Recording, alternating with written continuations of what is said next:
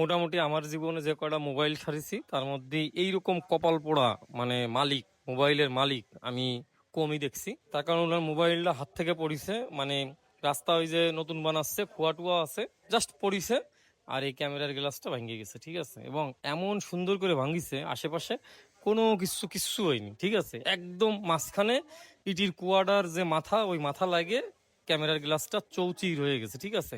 আর একটা বিষয় হলো ওনার কপাল ভালো যে ওই ক্যামেরার গ্লাস আরো অনেক ভিতরে ঢুকে যায়নি, ঢুকে গেলে ক্যামেরাটা তো মনে করেন যে খিস হয়ে যেত। তো যাই হোক, এই ক্যামেরার গ্লাস রিপ্লেসমেন্ট করা খুবই খুবই খুবই মানে ক্রিয়েটিভ একটা কাজ। কাজটা আপনারা দেখেন কেমন লাগছে কমেন্টস অবশ্যই জানাবেন। আর মোবাইলের যে কোনো রকমের প্রবলেম হলেই খুলনা নিউ মার্কেটের 2 তলায় দি মোবাইল স্টোর, আমাদের নাম্বার আছে, আমাদের এই ভিডিওর যে স্ক্রিনে দেখতেছেন এই জায়গা কল দিয়েন। আমি যে বক বক করতেছি ভিডিওটা কিন্তু মন দিয়ে দেখেন, ঠিক আছে।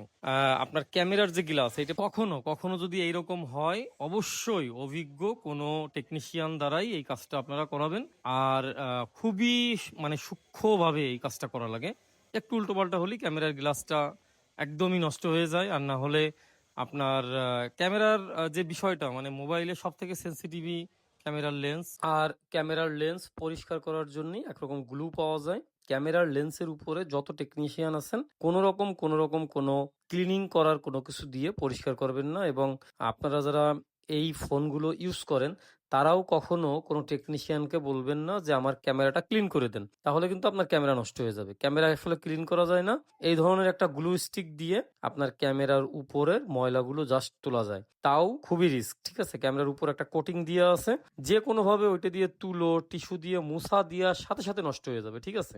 আমরা আমাদের গ্লুটা দিয়ে এর উপরে যে ছোট্ট ছোট্ট ধুলোকণা বালিকণা ছিল ওগুলো তুলে নিলাম, এবং তুলে নেওয়ার পরে এবার আমরা গ্লাস লাগানোর পালা। আসল যে খেলাটা, কাস্টমারের চাহিদা ছিল আবার তারে অরিজিনাল একটা গ্লাসই দেওয়া লাগবে, তো খুঁজে খুঁজে খুঁজে খুঁজে একটা বডি বাইর করছি যার ভিতরে অরিজিনাল গ্লাস ছিল।